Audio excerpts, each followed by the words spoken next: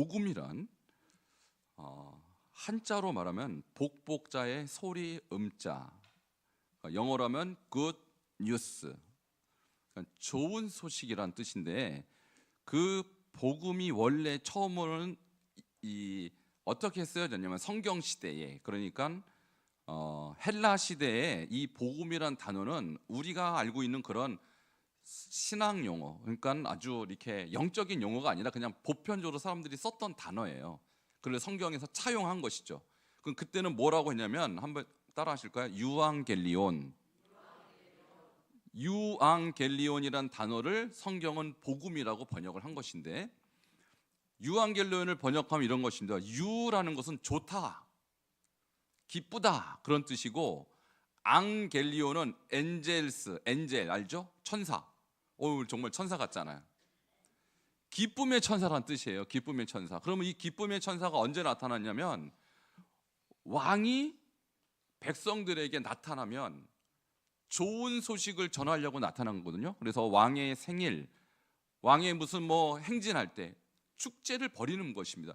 이때 왕이 나타날 때 사람들은 유앙겔리온 그랬어요. 무슨 뜻이냐면, 왕이 나타났다, 우리 기뻐하자. 고대 시대에는 왕은 곧 국가였거든요. 그래서 왕이 나에게 나타난 것은 상당히 영광스러운 그런 일로 여겼다는 것이죠. 자, 그런데 이 유앙겔리온이 조금 더 드라마틱하게 역사상 등장한 때가 있습니다. 그것은 그리스와 그리고 페르시아가 전쟁할 때. 여러분 혹시 마라톤이라는 얘기 들어보셨죠? 자, 마라톤에서, 그게 지금은 스포츠지만 그때는 평원의 이름이에요. 전투가 벌어졌어요. 그 당시 최강국은 페르시아였습니다. 페르시아는 바벨론을 무너뜨리고 세계 강국이었어요. 거기에 비해서 그리스는 아주 약소국에 불과했습니다. 그러니까 아시아 쪽을 점령했던 이 페르시아가 이제 유럽까지 진출하고자 마라톤까지 진출한 거예요. 마라톤은 유럽이고 지금의 그리스 땅입니다. 자, 이것을 막아내느냐, 막지 못하면 죽는 것이죠. 자, 그리스 전사들이 열심히 전투를 벌입니다. 그리고 지금으로 말하면 다윗과 골리앗과 같은 싸움을 벌인 것입니다. 당연히 백성들은 자기네 군사가 이기지 못할 것을 예상했어요. 그리고 우리는 언제 죽나 죽음을 기다리고 있던 때에 한 병사가 저 멀리서 막 달려옵니다. 자, 달려오는 장면을 그림으로 띄워주세요. 자, 깃발을 들고 마라톤에서부터 여기까지, 그래서 마라톤이 몇 킬로죠 여러분? 42.195km죠 42km를 막 뛰어오면서 백성들에게 한마디를 외치고 죽었어요. 너무너무 급하게 뛰어오느라고. 뭐라고 외쳤을까요? 여러분 눈치도 빠르세요. 다시 한번 하겠습니다. 유앙겔리온. 무슨 뜻이에요? 이겼다는 거예요, 졌다는 거예요? 이겼다라는 것입니다. 이겼다라는 거예요. 우리가 이겼다. 승리는 우리에게 하고 죽었어요. 장렬하게. 이 소식을 들은 아테네 시민들은 뭐라고 외치면서 다녔을까요? 유앙겔리온 하고 다녔다니까요. 승리는 우리의 것이다. 그래서 처음에는 기쁨의 소식이라고 했던 것이 나중에는 승리의 소식이라고도 의미가 전이된 것입니다. 여러분은 어떤 존재였냐면, 아테네가 그 강력한 페르시아에게 공격받으면 당연히 전멸하는 것이고 당연히 죽는 것과 같이 우리는 마귀로부터 당연히 전멸당할 운명에 놓여 있었습니다. 그때 예수께서 오셔서 마귀를 짓밟으시고 십자가로 승리하셨습니다. 이 소식이 뭐라고요? 유앙겔리온이라고요. 그래서 예수를 통한 구원이 바로 복음인 것입니다. 자, 예수께서 이 소식을 초대교회 성도들에게 먼저 보이시고, 그리고 그 소식이 사람들에게 전파되고 누구에게까지 이 복음이 온 것입니까? 여러분에게까지 온 것입니다. 할렐루야. 자, 이 거룩한 복음을 우리는 받은 것입니다. 자, 그래서 우리도 사람들에게 얘기해야 돼요. 아직도 마귀의 종로로 타는 사람에게 뭐라고 얘기해야 됩니까? 유앙겔리온. 예수 믿으면 구원 받습니다. 예수 믿으면 사단의 종에서 해방됩니다. 이게 복음인 거예요. 우리 옆에 분에게 한번 복음을 외쳐보세요. 예수 믿으면 구원 받습니다. 예수 믿으면 사망에서 해방됩니다. 믿습니까? 이 소식을 전하기 위해서 뛰쳐온 저 군사처럼 예수도 이 소식을 우리에게 전해주시고 십자가에서 죽으셨다는 사실이에요. 그러니까 이 소식을 전하는 사람은 대부분 죽습니다. 왜? 너무나도 중요한 소식이기 때문에 빨리 전하느라고 자기를 돌보지 않고 이 소식을 전하는 사람은 대부분 순교했어요. 그래서 복음의 증인들은 초대교회를 보면 대부분 순교했어요. 그러니까 증인은요, 좋은 소식을 전하는 책임도 있지만 그러기 위해서 자기 자신을 주님께 바쳐야 되는 사람이에요. 그 일을 감당한 많은 사람들 중에서 특별히 하나님은 사도 바울을 이 복음의 증인으로 세웠다고 자기 자신을 고백합니다. 우리 1장 1절을 함께 읽도록 하겠습니다. 시작. 1장 1절 다시 시작. 예수 그리스도의 종 바울은 사도로 부르심을 받아 하나님의 복음을 위하여 택정함을 입었으니 아멘. 자, 로마에 있는 성도들에게 나는 바울입니다. 그런데 저는 사도예요. 사도는 누구인가? 바로 하나님의 복음, 예수 안에 영생이 있고 사단의 종으로부터 자유케 되는 이 유앙겔리온을 위하여 택정함을 입은 사람입니다 라고 자기를 소개하는 것입니다. 어디 바울뿐이겠습니까? 오늘 이 시대 여기 앉아있는 여러분 모두도 왜 여기에 앉아있다고 생각하십니까? 여러분도 복음을 위하여 부름받은 소명이 있다는 사실을 기억하시길 축원합니다. 지난달엔 제가 소명에 대해서 말씀드렸어요. 누구나 다 소명이 있어요. 하나님이 여러분을 부르셨어요. 그리고 복음을 전하는 사명도 주신 것입니다. 그래서 나에게는 복음을 전하는 사명이 있다는 사실을 바울도 고백을 한 것입니다. 우리 옆에 분에게 한번 축복하겠습니다. 당신은 복음의 사명이 있습니다. 자, 믿습니까? 자, 복음을 들은 사람은 내가 그 복음의 혜택을 받은 것뿐만 아니라 지금 여러분 그리스에서 국민들이 내가 죽을지 살지 두려움에 떨고 있는데 우리가 이겼다라는 소식을 들으면 얼마나 안도의 한숨을 쉬겠습니까? 자, 그런데 이 복음은 조금 더 구체적으로 설명합니다. 1장 2절 같이 보도록 하겠습니다. 1장 2절 시작. 이 복음은 하나님이 선지자를 통하여 그의 아들에 관하여 성경에 미리 약속한 것이라. 아멘. 자, 이 유앙겔리온은 어느 날 뜬금없이 갑자기 바울의 입을 통해서 처음으로 전파된 것이 아니라 하나님이 선지자를 통하여 그의 아들에 관하여 성경에 미리 예언 약속하신 거예요. 자, 그러면 유앙겔리온 복음의 주인공은 누구일까요? 예수 그리스도. 성경에는 하나님의 아들이라고 성경에 기록되어 있는 것입니다. 여러분, 그러면 그의 아들에 대한 얘기가 계시록에 또 나오고 또 신약에 여러 번 나오지만 구약에도 나온다? 어디에 나와 있을까요? 혹시 이사야 9장 6절 여러분 기억하십니까?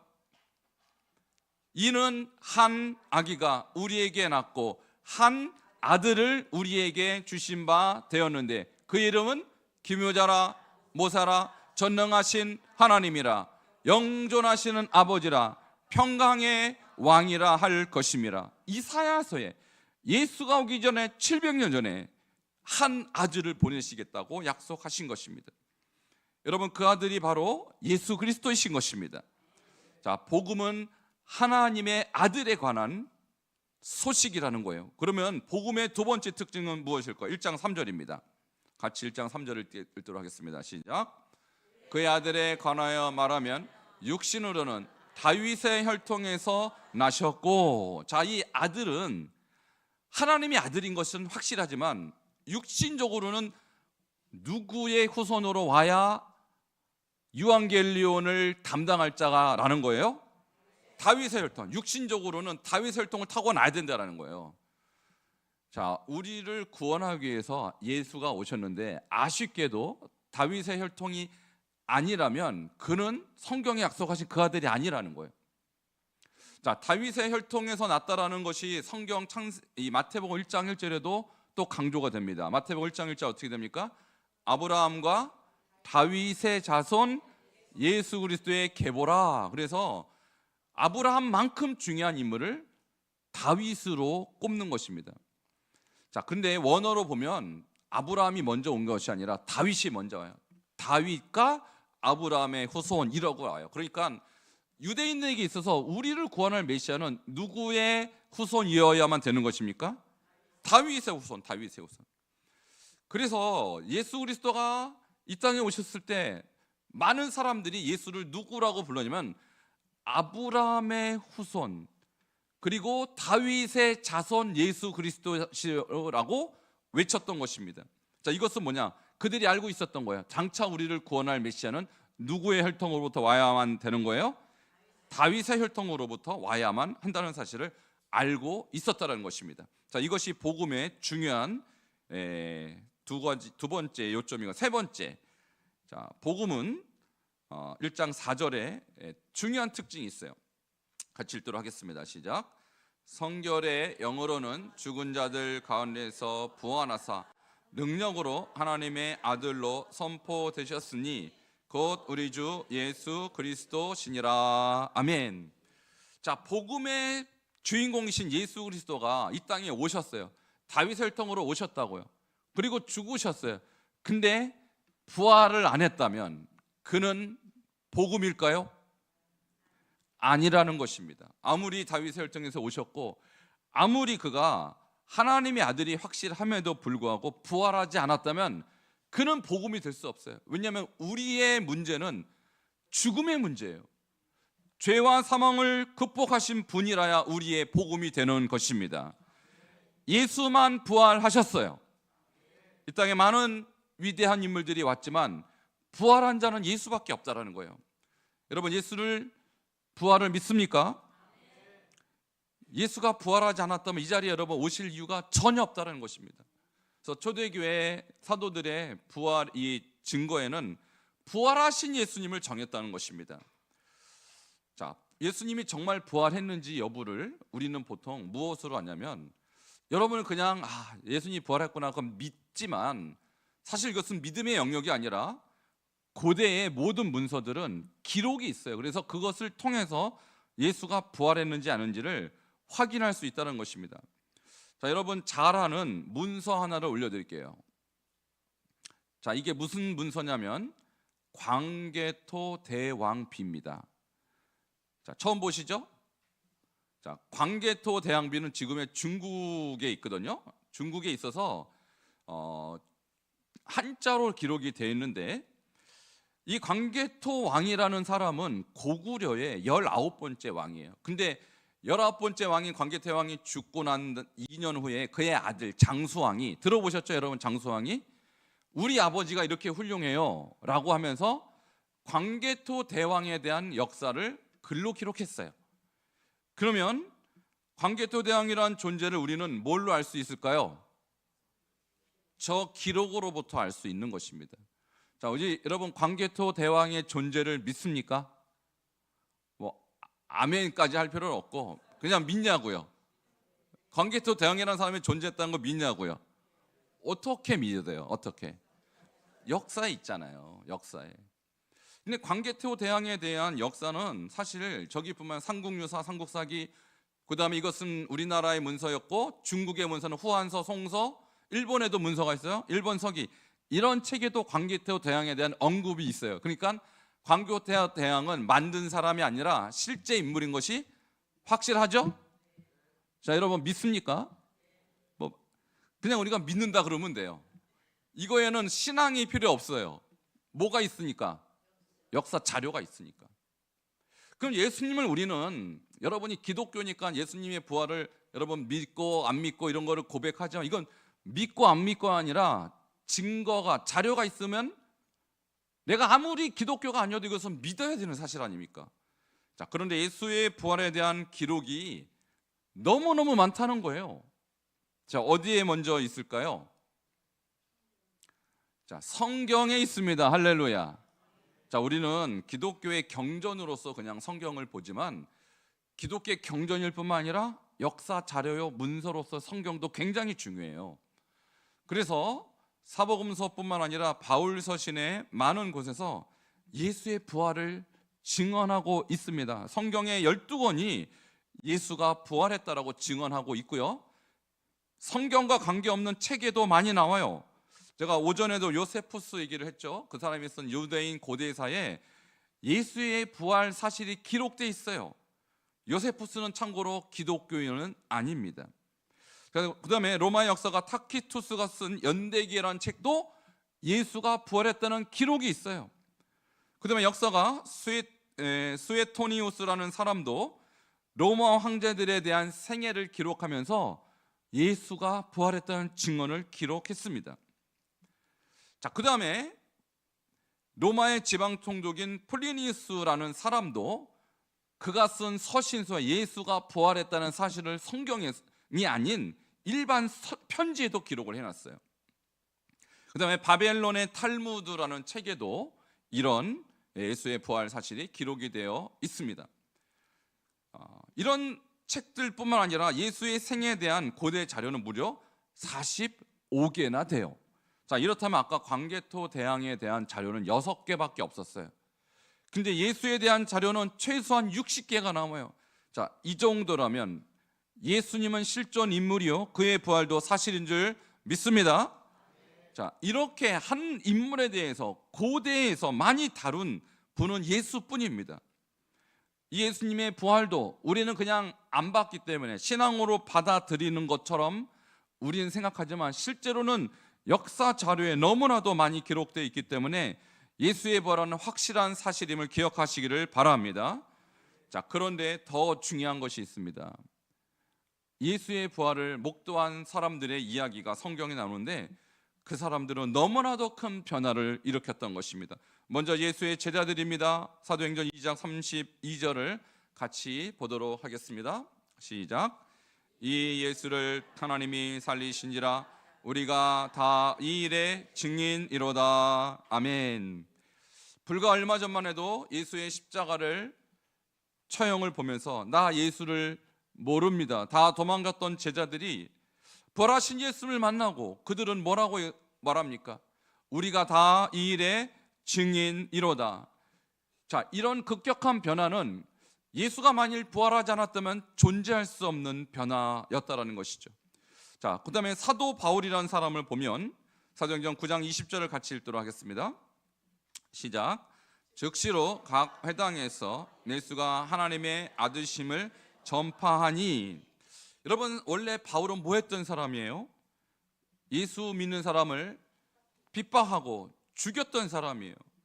그는 심지어 다른 나라의 원정까지 가서 예수 믿는 자를 잡아들이려고 다메섹이라는 곳에 갔습니다. 근데 그곳에서 갑자기 하늘에서 빛이 나옵니다. 사울아, 사울아, 내가 왜 나를 핍박하느냐? 라는 음성을 듣습니다. 그때 사울이 묻죠. 주여, 누구시오니까? 나는 내가 핍박하는 누구라? 예수라고 말씀하는 것입니다. 죽은 줄만 알았던 예수가 자기에게 나타난 것은 사도 바울의 인생을 완전히 바꾸어 놓았습니다. 그래서 그는 즉시로 각 회당에서 전에 예수를 박해하던 자가 예수를 전파하는 자로 바뀐 것입니다. 할렐루야. 이런 변화는 예수의 부활은 사실이라는 것을 말씀하고 있는 거예요. 자, 또 하나를 볼까요? 야고보서 1장 1절입니다. 같이 보겠습니다. 시작. 하나님과 주 예수 그리스도의 종 야고보는 예수님의 친동생이에요. 예수님이 살아있을 때 야고보는 예수님이 자기 형이지만 미쳤다고 생각했어요. 근데 지금 그 야고보가 자기를 누구라고 소개합니까? 하나님과 주 예수 그리스도의 종이라고 소개하는 것입니다. 이것은 자기의 육신의 형인 예수가 바로 하나님이 보내신 바로 그 메시아라는 사실을 그가 확신했다라는 것이죠. 이 모든 것도 그가 부활하신 예수님을 목격했기 때문인 것입니다. 자, 그러니까 우리는 이 예수 그리스도가 우리에게 왜 복음인가 하면 그가 죽음에서 부활하셨고, 그리고 여러분도 앞으로 이 땅을 떠나서 죽지만 여러분 죽을 존재가 아니라 영생의 존재가 되는 것입니다. 그 이유는 예수가 우리를 사망에서 구원하셨기 때문인 거예요. 자, 그래서 우리는 지금 이 순간에 잠시 이 땅을 살지만 우리는 앞으로 천국에서 영생을 누릴 점을 기억하시기를 주의 이름으로 축원합니다. 자, 지금 제가 알고 있는 그 선교 지역에서 많은 사람들이 예수님을 지금 믿고 있는데, 특별히 이슬람이라는 지역은 예수 믿는 것이 굉장히 어렵죠. 직접 선교사들이 복음 전하기가 어려운 곳이에요. 그럼에도 불구하고 지금 이슬람권에서 너무나도 많은 사람들이 예수를 믿고 있는데 그 이유가 뭘까요? 자, 톰 도일이라는 선교사님이 선교자의 소리라는 곳에서 사역하고 계시는데, 이분이 책 한 권을 썼어요. 자, 이 책 이름이 꿈과 환상이란 책입니다. 자, 이 책에는 무슨 얘기를 하고 있냐면, 이슬람권에서 많은 사람들이 어떻게 해서 예수를 믿고 있냐면 부활하신 예수님이 그들에게 꿈과 환상에 나타난다는 거예요.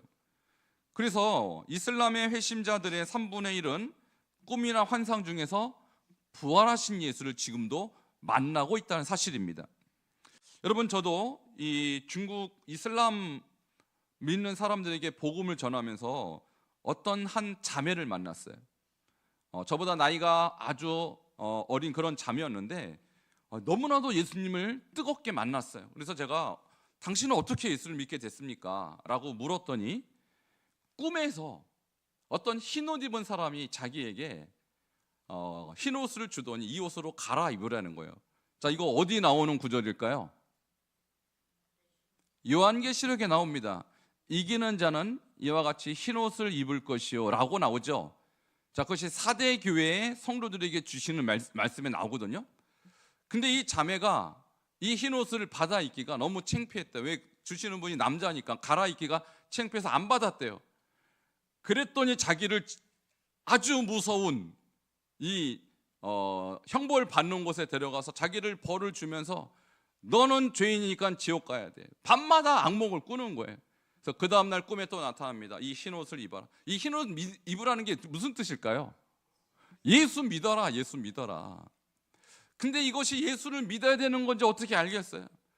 그래서 자기가 궁금해서 인터넷에 흰옷을 나더러 입으라는 꿈을 꾸는데 이거 해석할 사람을 찾느라고 많이 찾아다녔대.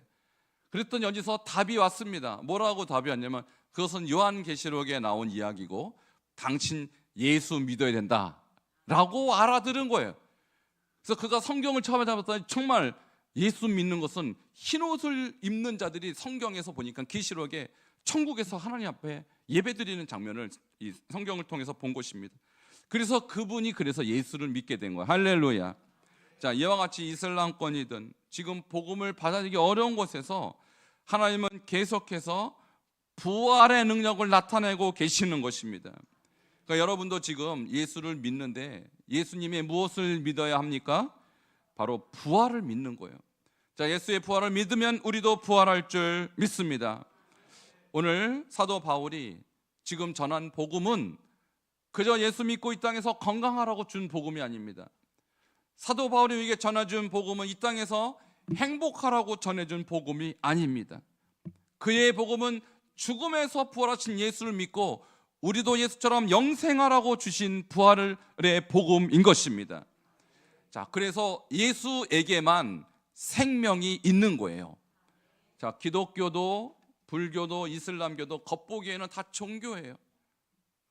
여러분, 이슬람교도 얼마나 열심히 그들의 종교생활을 하고 있는지 아세요? 우리는 하루에 끽해봐야 예배 몇 번 드려요. 자, 우리는 새벽 예배, 자, 오전 예배, 오후 예배, 주일날 3번 드리면 정말 훌륭한데 이슬람교는 하루에 5번을 매일 예배를 드려요. 근데 그럼에도 불구하고 그들이 구원받지 못하는 이유는 무엇입니까? 그 안에는 생명이 없어요. 특별히 부활의 생명이 없는 것입니다. 아무리 열심히 종교생활해도 하나님의 생명, 그 생명이 우리에게 들어오려면 예수 믿어야 하는 것입니다. 예수가 죽음에서 부활하셨기 때문에 그분에겐 하나님의 생명이 있는 것이 증명되었습니다. 오늘 우리가 왜 복음 합니까? 여러분, 이 시대에 복음을 모르고 교회 다니는 사람이 너무 많아요.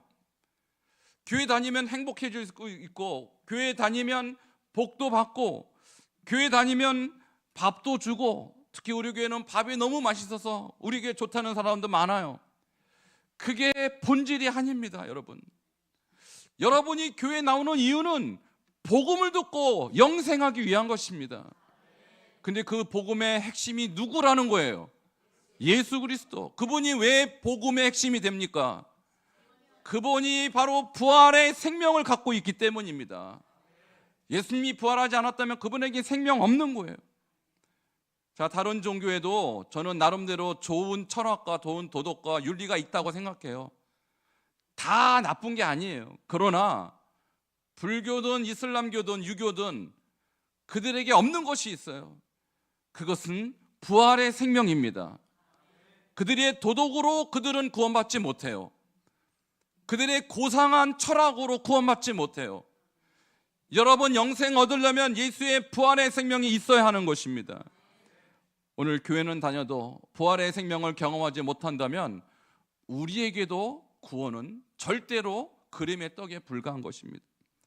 오늘 이 복음을 듣고 여러분 다시 한번 그리스도의 부활의 생명 여러분 안에 꿈틀거리기를 축원합니다.